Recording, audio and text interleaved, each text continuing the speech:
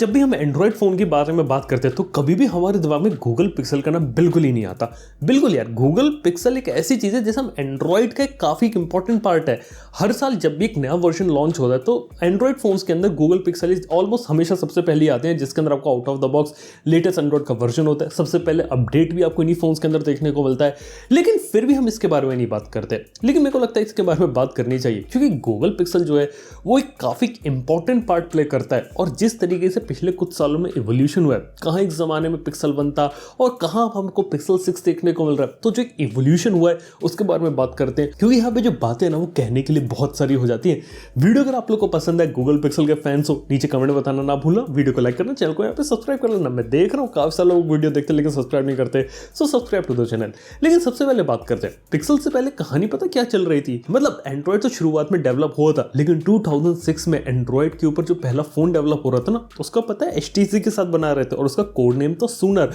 और वो पता है ब्लैकबेरी का कॉपी फोन था बिल्कुल। लेकिन 2007 में जब आईफोन आता है तो यहाँ पे गूगल को भी लगता है कि टच स्क्रीन फ्यूचर और टच स्क्रीन में हमें अपने एंड्रॉइड को डेवलप करना चाहिए।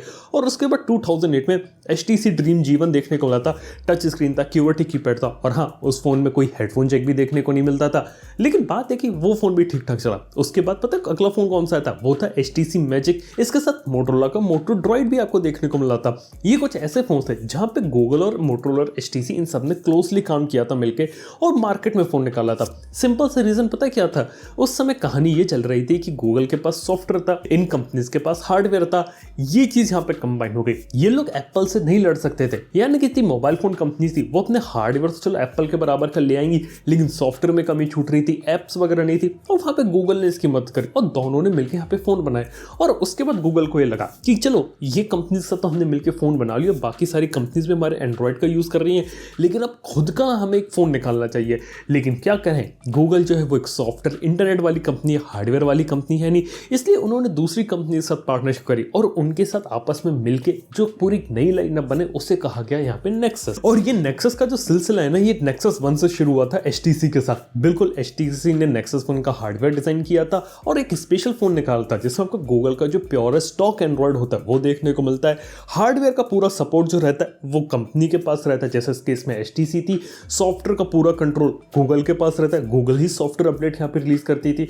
और नेक्सस 1 एक आईफोन किलर के रूप में से यहाँ प्रेजेंट हुआ था और ये कहानी 2015 तक यही चलने वाली थी। फिर इसके बाद सैमसंग के साथ नेक्सस S को निकाला, उसके बाद सैमसंग गैलेक्सी नेक्सस भी आपको देखने को मिला था यहाँ पे। लेकिन 2012 में लोग LG के साथ नेक्सस 4 लाते और पता है उस समय नेक्सस 4 लाके लोग काफी सही चीज खेलते हैं, यानी कि उस जमाने में जो फ्लैगशिप कलर की कैटेगरी थी वो एग्जिस्ट नहीं करती थी, लेकिन LG के साथ लाए थे और पहली बार आपको एक अफोर्डेबल फ्लैगशिप देखने को मिला था LG नेक्सस के रूप में।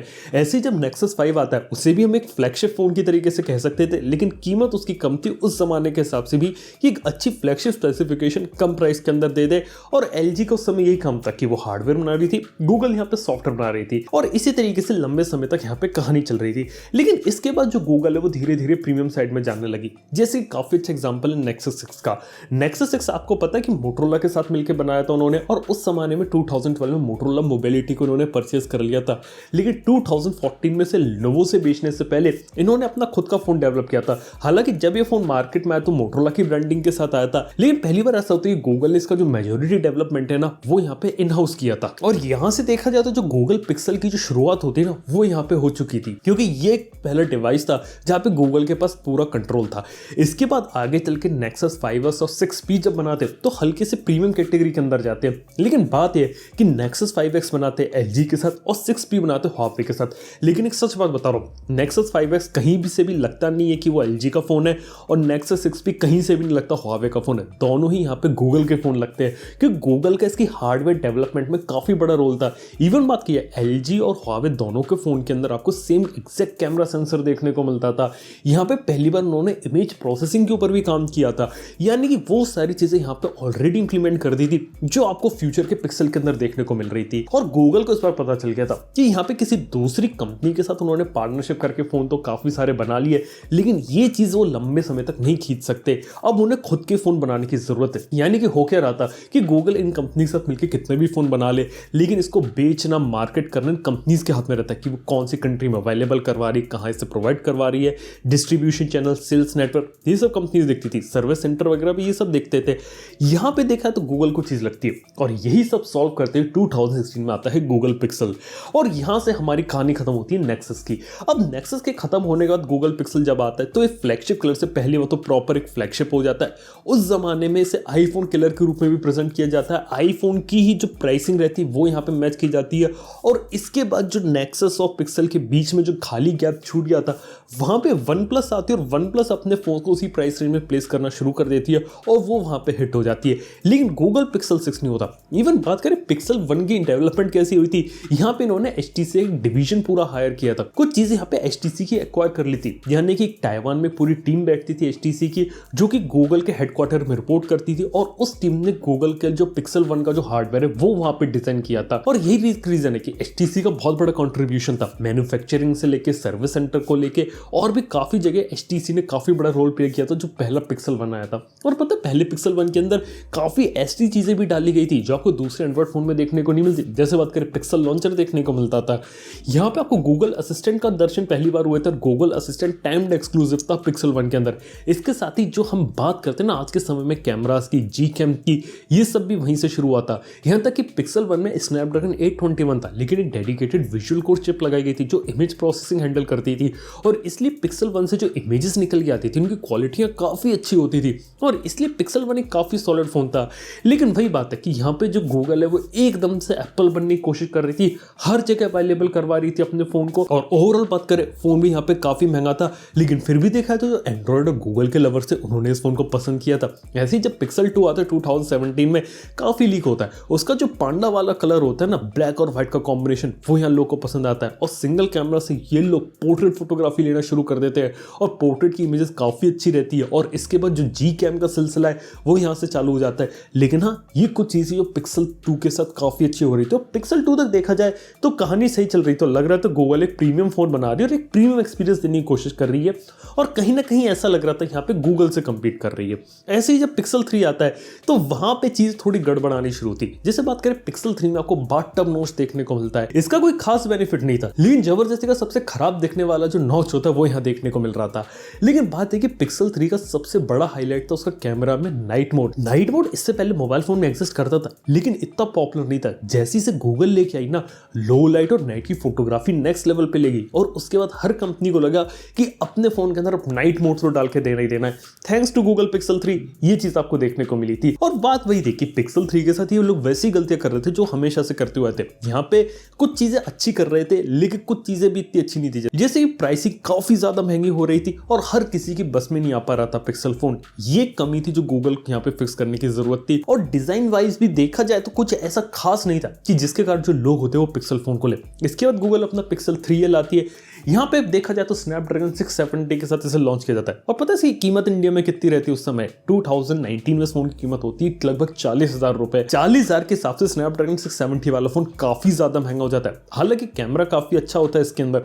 और बात किया तो पिक्सल विजुअल कोर चिप इन्होंने डेवलप करी होती है, पिक्सल 3 में इसको ड्रॉप कर देते क्योंकि उन्हें पता था कि यहाँ पे आजकल गूगल कैमरा चल रहा है और गूगल कैमरा क्या करता है जो प्रोसेसर लगा है ना उसी के अंदर पिक्सल विजुअल कोर को इम्यूलेट करता है और आपको वैसे ही रिजल्ट देखने को मिलते हैं जो पिक्सल विजुअल कोर चिप ला कर देती है। तो उन्होंने देखा कि पिक्सल विजुअल कोर चिप लगाने का कोई फायदा है नहीं, वही काम अपने रेगुलर प्रोसेसर से करवा लेते हैं। और यही एक रीजन था कि इतने लंबे समय तक वो 12 मेगापिक्सल वाले कैमरे पे ही फिक्स रहे, यानी कि लंबे समय तक 12 मेगापिक्सल से ऊपर एक गई नहीं क्योंकि 12 मेगापिक्सल की इमेज प्रोसेसिंग कोई भी अच्छा प्रोसेसर जो रहता है ना वो अच्छे तरीके से कर लेता था और इसमें उन्हें इतनी मेहनत नहीं करनी पड़ती थी। तो पिक्सल 3 एरा कीमत काफी ज्यादा थी, इंडिया में नहीं चला। इसके बाद पिक्सल 4 से कहानी बदलती है क्योंकि पिक्सल 4 में एक ऐसा फोन था जहां पे गूगल का काफी ज्यादा कंट्रोल आ गया और गूगल की जो ऑलरेडी एग्जिस्टेड काफी अच्छी टेक्नोलॉजीज थी वो पिक्सल 4 के अंदर डाल रहा था। जैसे बात करें मोशन सेंस या प्रोजेक्ट सोली की, ये कंसेप्ट डेवलप किया गया था स्मार्ट वॉच से स्मार्ट स्पीकर को कंट्रोल करने के लिए कि जेस्चर से उसे हम कंट्रोल कर सकते हैं रेडार का यूज करके।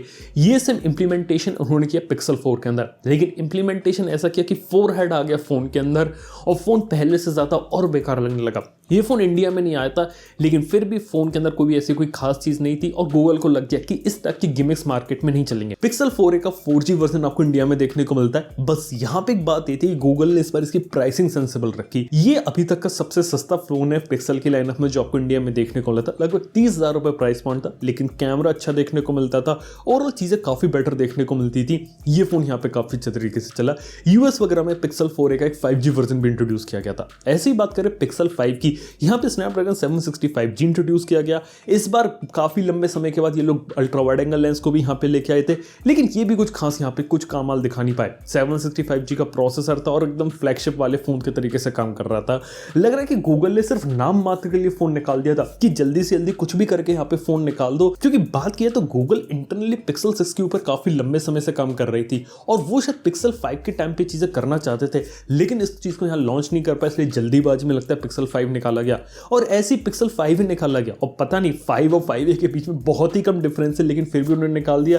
शायद स्टॉक क्लियर करना चाहते थे कंपोनेंट्स का जो उनके पास है। और पिक्सल 5 लास्ट स्नैपड्रैगन वाला फोन होता है इनका, क्योंकि पिक्सल 6 से कहानी लोग पूरी बदलना चाहते थे। कहने का मतलब ये कि पिक्सल 1 से लेके पिक्सल 5A तक जो फोन से डेवलप कर रहे थे काफी सिमिलर थे, काफी सिमिलर स्ट्रेटेजी फॉलो हो रही थी और काफी सिमिलर कंपोनेंट्स थे। ये बिल्कुल वैसे ही थे जिसकी दूसरी कंपनी अपने हार्डवेयर के स्पेसिफिकेशन अपने फोन में डाल के देती, सिम वैसे ही दे रहे थे। आउटर शेल इनका थोड़ा अलग होता था, सॉफ्टवेयर का एक्सपीरियंस अलग था और कैमरा इनका बेटर होता था। इसके अलावा गूगल पिक्सल में कोई भी खास फीचर नहीं होता था जिसके कारण गूगल का लोग फोन परचेस करे और इतना महंगा फोन जाके ले। अब ये चीज गूगल को पिक्सल 6 में समझ में आई और पिक्सल 6 में कहानी पूरी 180 डिग्री फ्लिप कर दी। इन्होंने हर एक चीज पे ध्यान दिया।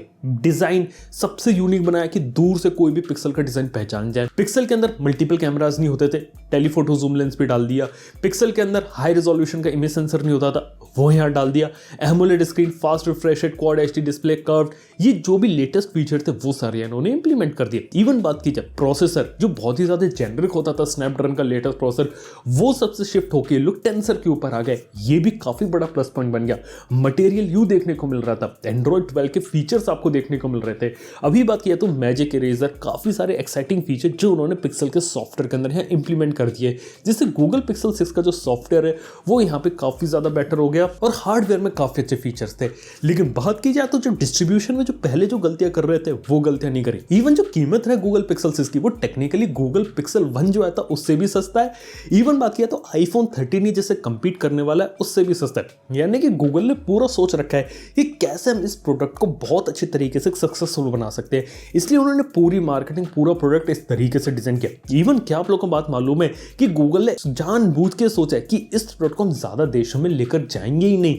इवन बात की जाए काफी सारी कंट्री जहां पे पिक्सल 6 हिट हो सकता था इंडिया के अलावा, जैसे सिंगापुर, मलेशिया हो गया, वहां तक नहीं है। 2-4 यूरोपियन कंट्रीज है वहीं पे अवेलेबल है। सारा कोर फोकस इन्होंने यहाँ पे डाल दिया है अभी के समय में यूएसए के अंदर और बहुत ही लिमिटेड मार्केट के अंदर इसे ले जा रहा है। मतलब कि स्ट्रेटेजी इस तरीके से फॉलो कर रहे हैं कि इसको हम बहुत ही लिमिटेड रिलीज करते हैं, बहुत ही फोकस तरीके से काम करते हैं। पहले वाली गलतियां नहीं दोहराते कि हर जगह एक साथ अवेलेबल करवा रहे हैं, हर जगह आपका फोन बिक रहा है, फोन की कीमत कहीं काफी ज्यादा हो गई, कहीं कस्टम ड्यूटी लग गई है, काफी सारी प्रॉब्लम आ जाती है। इस बार बहुत ही लिमिटेड फोकस कर और कह रहे हैं कि इस बार हमें यूएसए को टारगेट करना है, पहले यूएसए के अंदर हिट होना है और उसके बाद जैसे यहाँ से हम बड़े होंगे, हमारा प्रोडक्ट पॉपुलर होगा, फिर धीरे धीरे हमारे दूसरे देश के अंदर जाएंगे, धीरे धीरे जगह बनाएंगे। यानी कि इस बार ये लोग उल्टी डायरेक्शन में जा रहे हैं। यानी कि पहले एक लंबी छलांग भर रहे थे ना, इस बार एक छोटे छोटे स्टेप ले रहे हैं कि एक एक स्टेप को क्लियर करेंगे, उसके बाद हम नेक्स्ट स्टेप पे जाएंगे, ना कि बड़ी छलांग मार के पिक्सल 1 वाली जो गलती होती है वो दोबारा से करेंगे। लग रहा है कि इस बार गूगल को पता चल गया कि एक अच्छा स्मार्टफोन कैसे बनाया जाता है और एक अच्छे स्मार्टफोन को बेचा कैसे जाता है। और मार्क माय वर्ड्स कि गूगल पिक्सल 6 यूएसए में ऑलरेडी हिट होने वाला है। ऑलरेडी पिक्सल 6 के जब प्री ऑर्डर स्टार्ट हुए थे तो गूगल का स्टोर यहाँ पे डाउन हो गया था। तो देख के लग रहा है गूगल ने काफी सक्सेसफुल प्रोडक्ट यहाँ पे बना लिया है और जिसकी हाइप भी है। बस इस हाइप को वो सस्टेन कर जाए, प्राइस पॉइंट अगर अच्छा रखा है, सारी चीजें अगर सही करे, गूगल पिक्सल 6 काफी गेम चेंजर स्मार्टफोन होगा। और डेफिनेटली बात बता रहा हूँ,